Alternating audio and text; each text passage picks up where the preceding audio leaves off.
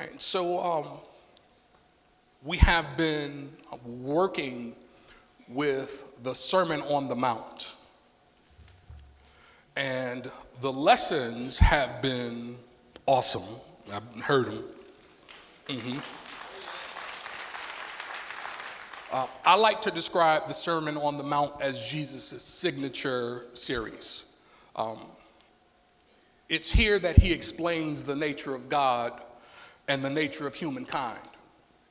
It's in the Sermon of the Mount that he covers the meaning of life and death. It's here that he shows us why we make mistakes and why we bend to temptation. It's in this sermon that he exposes why we experience poverty, sickness, old age, and death, and what's more, why they master us. But better still, it's in the Sermon on the Mount that Jesus teaches us how these limitations can be overcome and how we can bring health, happiness, and prosperity not only into our lives, but into the lives of those of others. The Sermon of the Mount, he just covers it all. He covers the Beatitudes where we talked about it. Reverend McDowell gave us the Beatitudes. Attorney Gavin Jackson walked us through the power of why we ask and why we seek and why we knock. And Reverend Joe on last week took us down memory lane and brought us back to the remembrance of the law of mind in action. Today, I want to read to you from the Gospel of Matthew 7:24. It reads this. Here is in DOERS. Everyone then who hears the word of mine and acts on them, someone say act on them. Everyone then who hears the words of mine and acts on them will be like a wise man who built his house on a rock. Somebody say on the rock. On the rock. The rain fell, the floods came, the winds blew, and they beat on that house, but it did not fall. Somebody say it did not fall. It did not fall. Because it was founded on a rock. But then he juxtaposes it and he says, and everyone who hears the words of mine and does not act, someone say does not act. Everyone who hears the words of mine and does not act on them is like a foolish man who built his house on sand. The rain fell and the floods came and the winds blew and beat against that house and it fell, and great was its fall. Now, when Jesus had finished saying these things, the crowds were astounded at his teaching, for he taught them as one having authority and not as their scribes. So I really only have one question for you today, and that question is simply, what did you build it on? The house in this instance is our awareness, and the question that is presented to us is, what did we build our awareness on? I want to jump right in because one of the things that Jesus helps us see very clearly is that first point, there is a commonality in adversity. Here is what I mean by that. When we look at the text, we see both the wise, the so described wise man and the so described foolish man both experience the same thing. Not only did they both experience the same thing, the fact that one was wise and one was foolish did not in any way prevent them from having the experience of adversity. Adversity is a part of life. The only way you can escape adversity is to not live. But if you show up and you put on an earth suit, and you decide that you should have any days on earth, just know that those days will be accompanied by some adversity. Can I share something else with you? There is no such thing as being too spiritual for adversity. There is no having enough classes to not have you experience adversity. There is no category of Christian that prevents you from experiencing adversity. Even if you come to church on time every Sunday.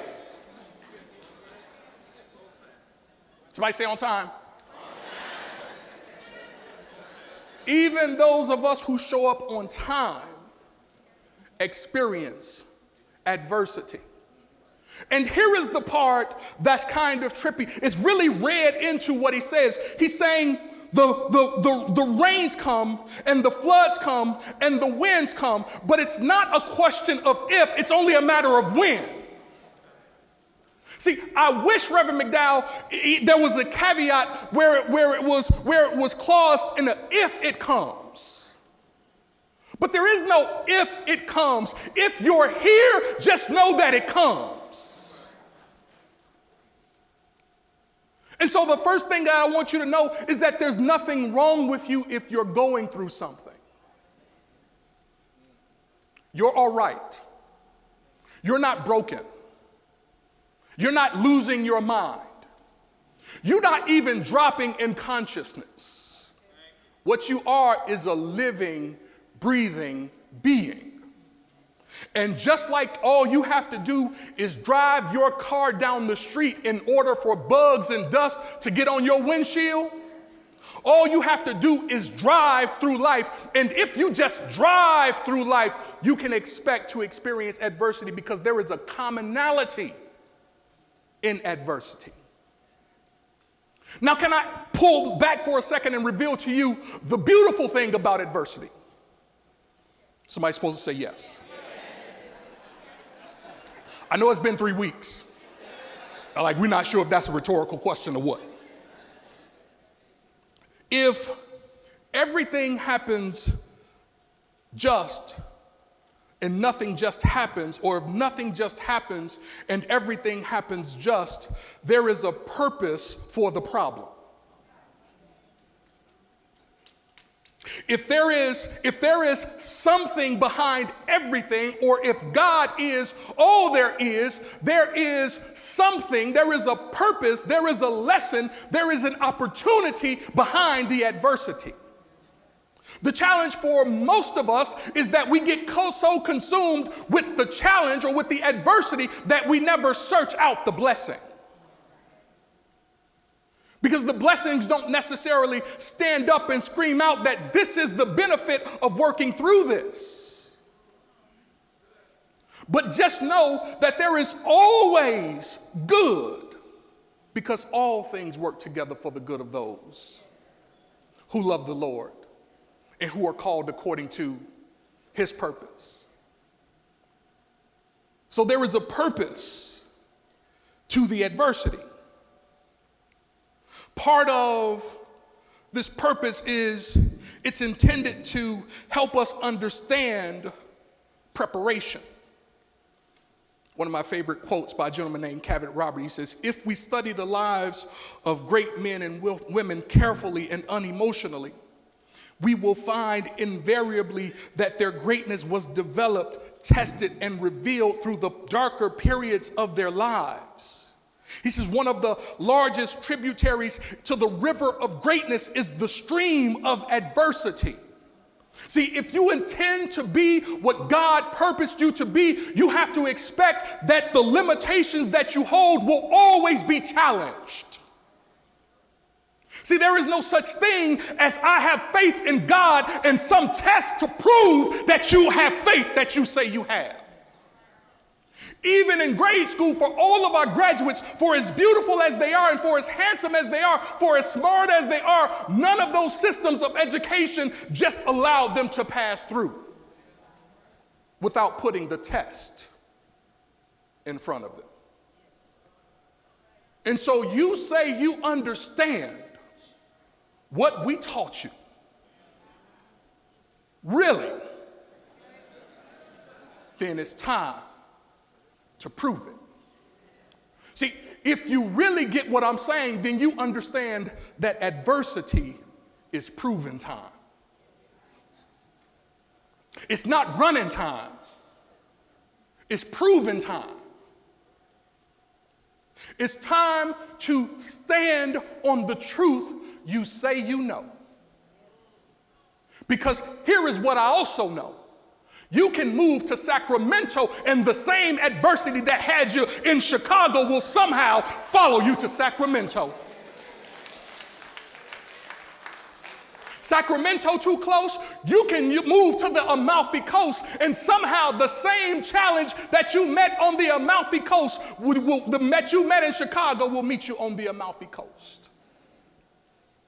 Why? Because it's the consciousness. My teacher said you take it with you. And so then the adversity is intended to help us prove. It's the test. Are you with me? And so according to Jesus, there are two ways to approach this test. There is the way of approaching the test where we build what we know, or we build the house of our awareness on one of two things. Either we build it on the sand or we build it on the rock. I'm just asking you, what did you build it on? See, because if you build it, they will come. By they, I mean the rains and the floods and the storms. Let me say it to you this way. If you dare to experience your healing, expect the rain and the floods and the winds to come. If you dare to expand your finances, expect the rain and the floods and the winds to come.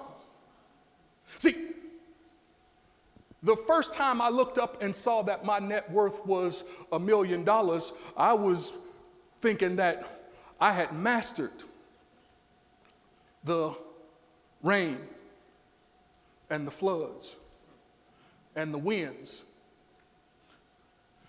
And then I looked up, and 7 figures were 3 figures.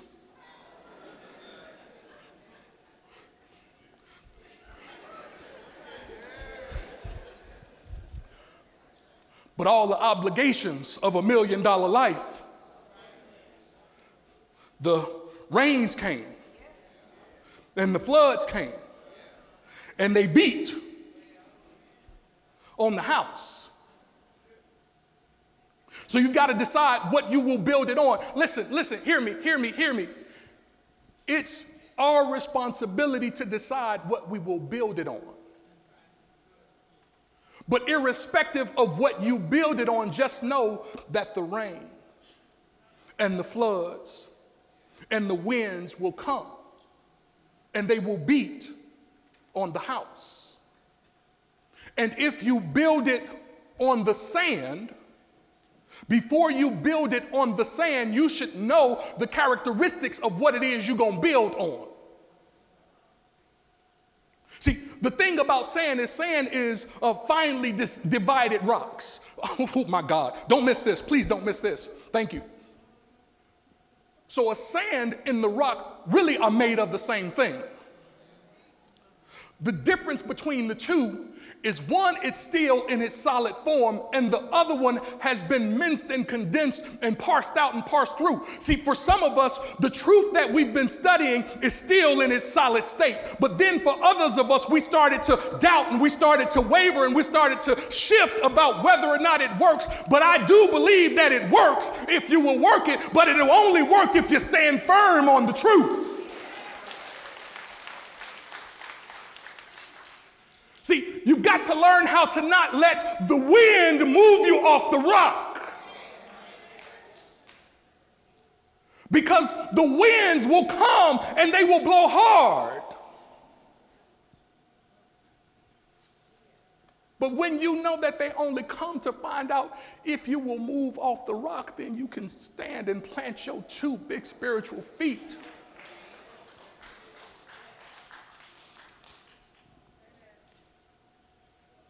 It's coming.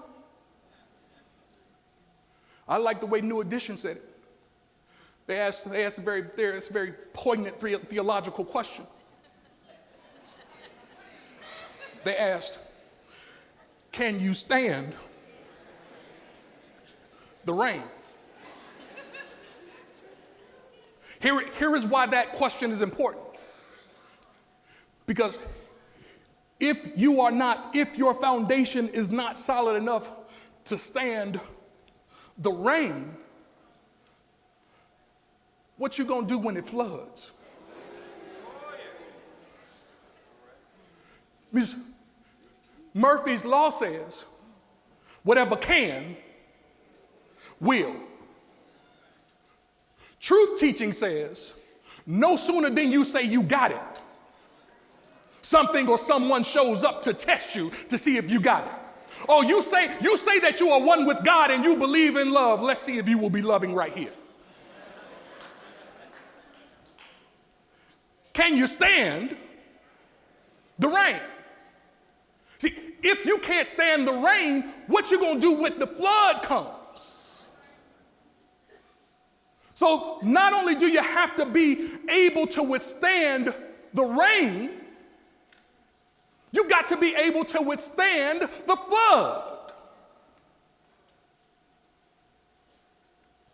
And my God, if God doesn't have a sense of humor, no sooner than the flood is up around your windows do the winds of change start to blow. Just about the time you've had it up to here. In the words of Popeye, that's all I can stands, and I can't stands no more. And here come the wind, just blowing. Out of nowhere, for no reason, just blowing.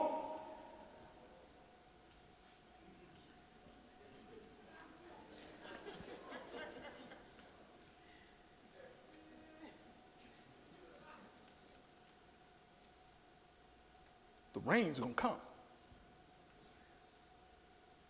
The flood is gonna come. The wind is gonna come. And they are all going to encroach on the house of your awareness. Now, what have you built that awareness on? Is it on what they've said, or is it on the conviction of your soul?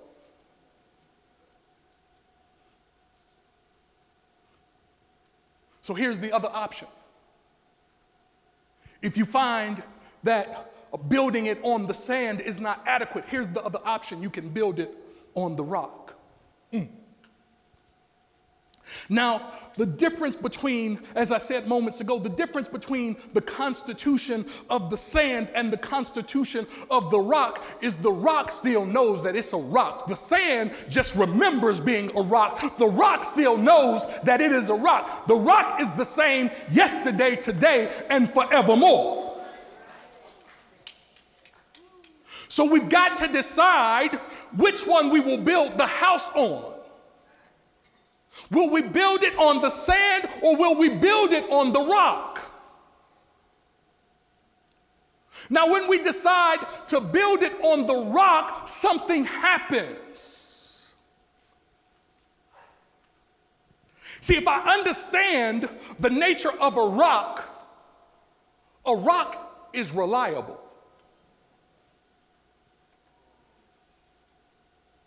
If I understand the nature of a rock is stable.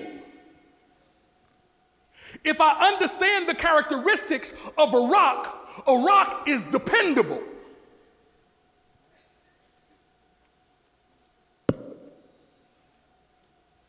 So I've got to decide, which one will I build on? Will I build on the sand? Or will I use whatever amount of faith I have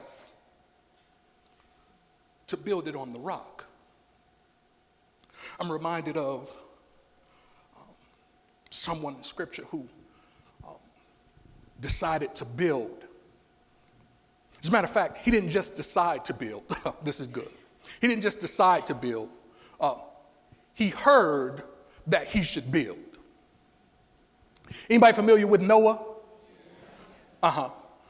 Noah heard that he should build. Noah was instructed, someone say instructed. Noah was instructed to build an ark. And Noah, in his mind, trying to reconcile, why would I build an ark?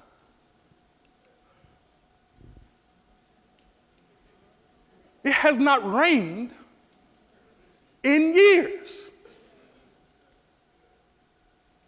See, but the difference between the foolish man and the wise man and Noah is that they understood the value in not only hearing, but doing.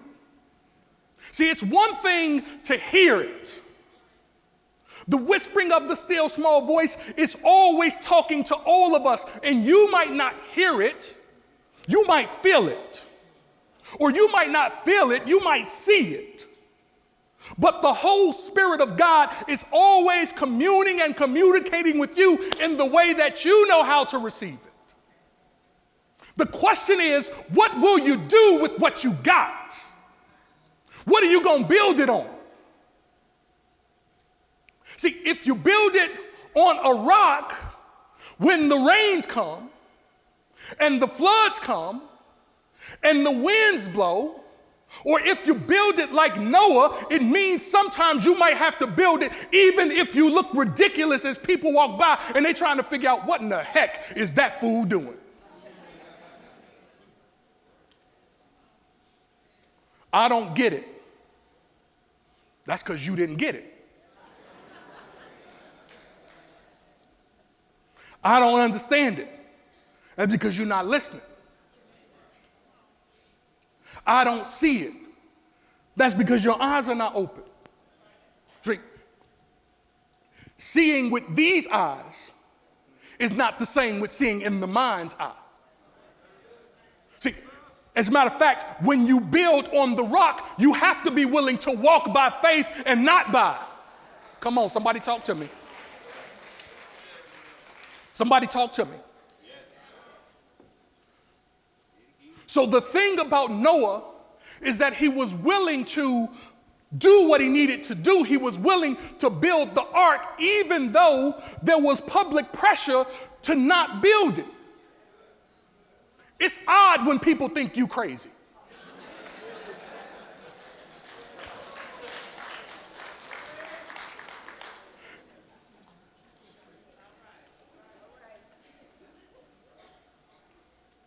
Oh, I ain't talking about me. I know I'm good. Don't get it twisted. I'm talking about Noah, although there is a Noah in me and in you. Let's stay right here. Somebody tell him, stay right here. But here is the thing. Here is the thing about building on an ark. Here's the thing about hearing and doing. Here's the thing about hearing and doing. See, if you will follow the example of Noah, or if you will follow the example of the wise man, here is what will happen. Oh my God. See, it won't stop the rains from coming. It won't stop the rains from coming.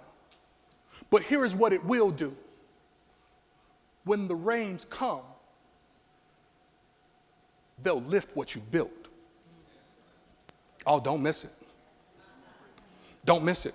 If you follow the instruction of God to build what he told you to build, or to do what he told you to do, if you are not just a hearer, but you're also a doer, when the rains come, and you can rest assured that they will come, the rains will lift what you've been instructed to build.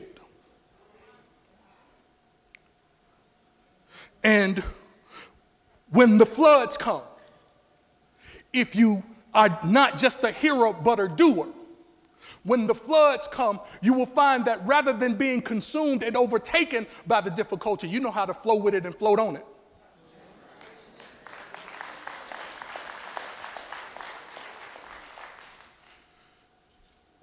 Because whatever God tells you to build, or whatever he tells you to do, it's intended to help you manage through the adversity in a way that is healthy for you. It's intended to help you become who you are divinely designed to be.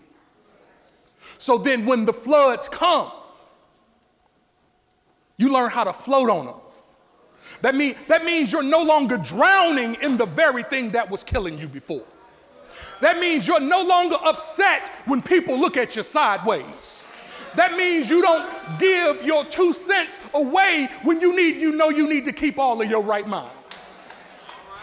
So if you build it the way he told you to build it, it will float and you'll be able to flow when the storms come or when the floods come. Now the winds might still beat on you. But from my time in the Navy, here is what I've learned. There is a such thing as buoyancy. And buoyancy means that the ship might teeter and it might totter, but it absolutely stays afloat.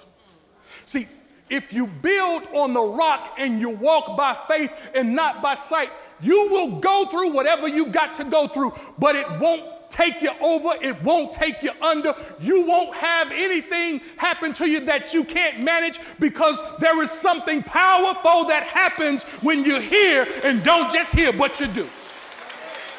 So I want to encourage you on this morning to not just listen to the whispering of the still small voice, but have the courage to step out and do what God is telling you to do. What you'll find is that it helps you manage the adversity. It helps you overcome the difficulty. It helps you move past the caution, and it helps you walk by faith and not by sight.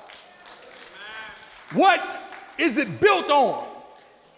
I want to just encourage you to build it on the rock. God bless you.